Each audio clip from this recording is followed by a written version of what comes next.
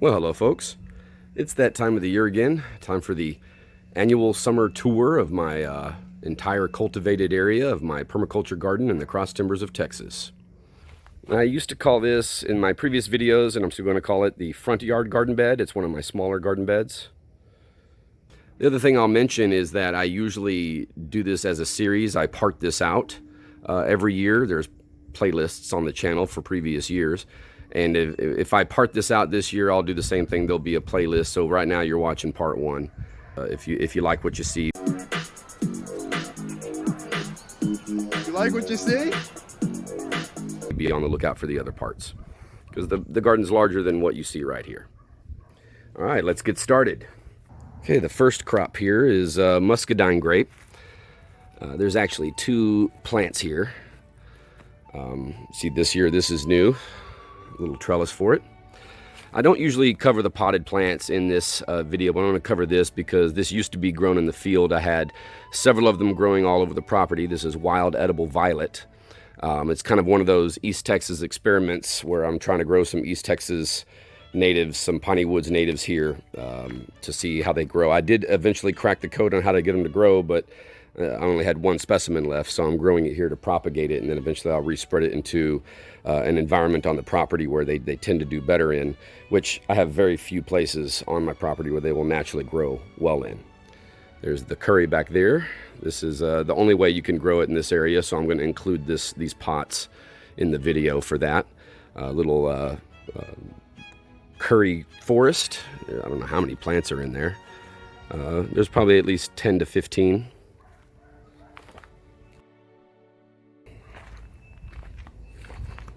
Another larger curry. And in these videos I will try to include anything that is dormant, because I don't usually do these tours in the winter. And for that, in this patch here next to this rock, there's a big patch of wild onion that's dormant this time of the year. So the first crop I'm going to point out is this. This is prairie tea, and if you look, it's almost like background noise. It's everywhere. Okay, so really, really delicious. I've actually made this into a tea, and I actually quite like it. I don't really know the nutrient breakdown, but I know that it's edible. But you'll see this all over the property. I probably won't point it out again in my other garden beds, but maybe.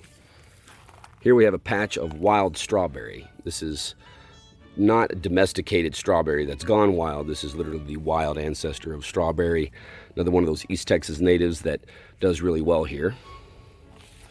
Deep down inside here, you'll see blackberry. And this is actually something I'm gonna have to manage better, because this sucker is spreading all over the place. You know, if you look real close, you can see it's way in there.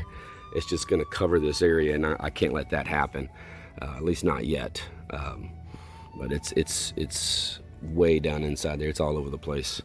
There's a bigger piece of it coming out. So this is wild blackberry with thorns, which is less than optimal, but grows super easy and well. You see it spread all the way over to here. And we got some basil growing. That's a purple basil that decided it doesn't want to be purple anymore. It's going to be green, which I think is really neat. But I think that may have something to do with the shade conditions over here. So let's see here. This is my last surviving Savannah mustard. I experimented with Savannah mustard this year, and I have a video on the channel to show you what it looked like at the beginning and midway through the experiment. I would say that Savannah mustard, not great for permaculture in the cross timbers. It's not a bad crop at all. It is drought resistant, but regular mustard, or at least I think it's called southern curly leaf, grows way better. So I don't think I'll stick with this crop. And here we have an oregano variety that I grew from seed. It tends to crawl more. I forget the variety, and I'm kind of experimenting with it, but it does quite well. And right here I have my last surviving chiltepin pepper. I have chili pequins. I have a couple videos on the channel regarding them, but this is the only chiltepin that I have. But it's doing really well. And of course, rosemary,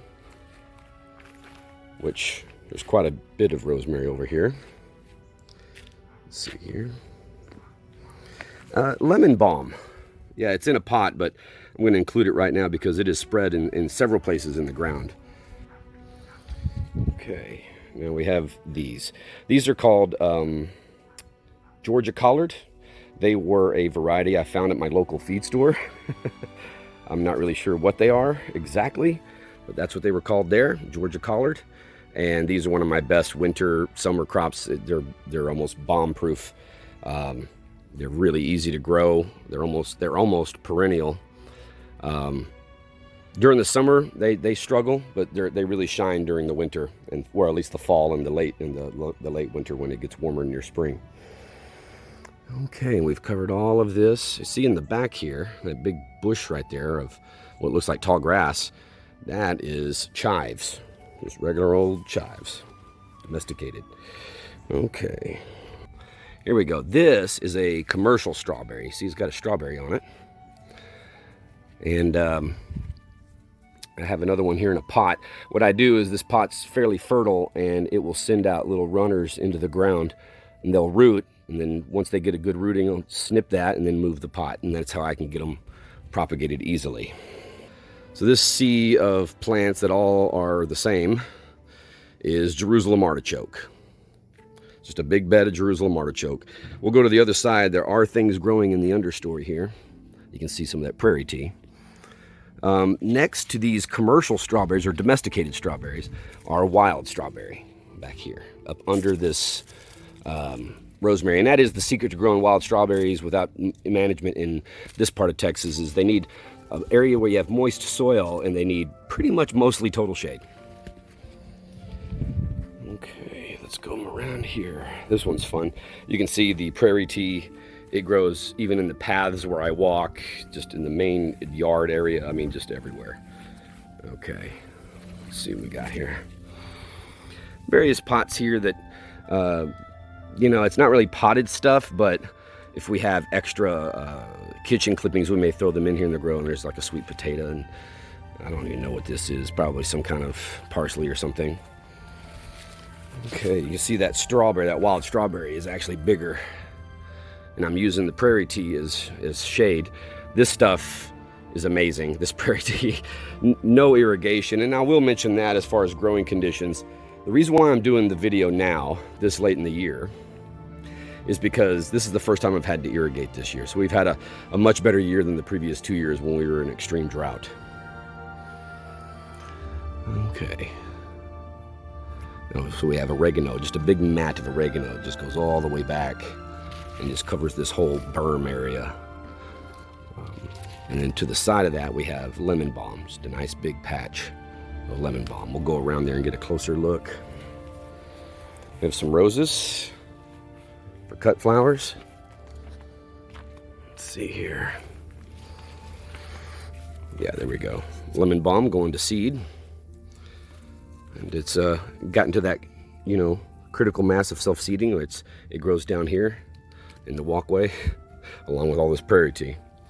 Comfrey, I've got that in several places. It's a water hog, but a useful plant. So I grow it in areas that just naturally tend to do well in terms of holding on to water.